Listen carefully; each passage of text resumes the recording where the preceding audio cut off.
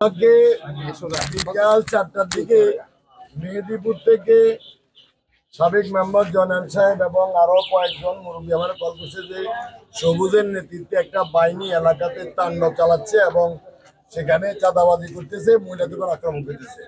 আমি সাথে সাথে রাজাপুর ফাঁড়ির এসআই যিনি ইনচার্জ আছেন এসআই সাহেবকে কল করলাম যে ওখানে এই ধরনের সব অসুবিধা হচ্ছে, আপনি দ্রুত ওখানে ফোর্স পাঠান। উনি বলতেছে যে আমি যাচ্ছি, বিষয়টা আমি দেখতেছি। কিন্তু উনি যে মুহূর্তে লোক পাঠিয়েছে তার আগে পুরো এলাকাতে তাণ্ডব করে এই যে আপনারা বিভিন্ন যে লোকগুলা যারা আহত হয়েছে, মারাত্মক ইনজুরি হয়েছে, আপনারা নিজেরা চোখে দেখেছেন। এবং মহিলাদের উপর যে অত্যাচার করেছে, তারা বন্দুক, দেশীয় অস্ত্র, লাঠি সোটা, কিরিচ সবকিছু নিয়ে মানুষের ঘরে ঘরে আক্রমণ করছে, মহিলাদের উপর আক্রমণ করছে, তাদের উপর বাচ্চাদের উপর আক্রমণ করছে, বাচ্চা আহত হয়েছে এবং মহিলাদের উপরে খারাপ উদ্দেশ্যে তারা গিয়েছে এবং তাদের স্বর্ণ, তাদের গলার চেন, নাকের নখ ফুল এমন কিছু নাই তারা করে নাই। এবং যেটা বিভীষিকাময় অবস্থা ছিল। এই যে আপনারা হসপিটালে আসছেন, হসপিটালের অবস্থা কিরকম আপনারা সবাই সচক্ষে দেখছেন।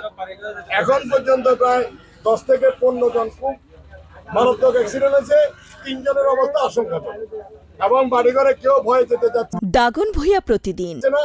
রাত্রে যে তারা যাবে তাদের সেই নিরাপত্তা। এখন আপনারা কি চাচ্ছেন?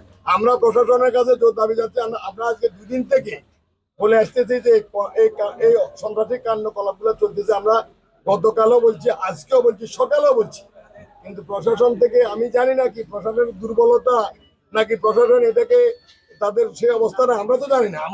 আমরা সাধারণ নাগরিক হিসাবে আমরা প্রশাসনের কাছে মূল বিষয়টা তুলে ধরতে পারি, তাদেরকে বলতে পারি, কিন্তু আমরা তো আইন হাতে তুলে নিতে পারি না।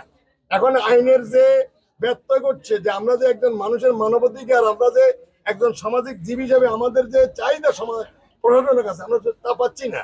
আমরা চাই আমাদের জান মালের নিরাপত্তা এবং সন্ত্রাসী যারাই করুক তাদেরকে আইনের আওতায় এনে কঠিন শাস্তির মুখোমুখি করা হোক। একটু কথা যে উপজেলা বিএনপি থেকে এই ঘটনার কি বার্তা রয়েছে এটা একটু বলেন। আমাদের বার্তা সুস্পষ্ট। আজকে আপনারা অনেকদিন থেকে শুনতেছেন, 5ই আগস্টের পর থেকে আমাদের ভারপ্রাপ্ত চেয়ারম্যান তারেক সাহেব বলেছে, চাঁদাবাজ, দখলদার এবং সন্ত্রাসী যারাই করবে তাদের দলে কোনো স্থান নেই। কারণ আমার দলের ইতিমধ্যে অনেকজন যারা এই বিভিন্ন ঘটনা ঘটে বিএনপির করে অনেক বদনাম অলরেডি করে ফেলছে, কিন্তু আমরা এই ধরনের কার্যকলাপকে বিএনপি কোনো অবস্থাতেই প্রশ্রয় দেবে না। এবং আপনারা শুনেন, আইন শৃঙ্খলা মিটিং বলেন, আমাদের যত সভা ডাকা হয়েছে দাগনভূঞাতে, আমাদের সাংবাদিক প্রেস ক্লাবের সভাপতি সেক্রেটারি ওদের সামনে আমরা সুস্পষ্টভাবে বলছি, যেই করুক সন্ত্রাসী কাজ তাকে গ্রেপ্তার করার জন্য, কিন্তু আমরা কোনো প্রশাসন থেকে সহযোগিতা পাচ্ছি না। অবাধে চাঁদাবাজিও চলছে, অবাধে সন্ত্রাসী চলছে, অবাধে এলাকাটা একটা ফ্রি স্টাইলে চলতেছে। এটার পিছনে কি কারণ আমরা আজও খুঁজে পাই না। জেলা বিএনপির ভূমিকা কি? জেলা বিএনপির ভূমিকা, জেলা বিএনপিকে আমরা অবৈধ করার পরেও জেলা বিএনপি প্রশাসন থেকে আরো খারাপ অবস্থা, তাদের সাংগঠনিক অবস্থা নাই।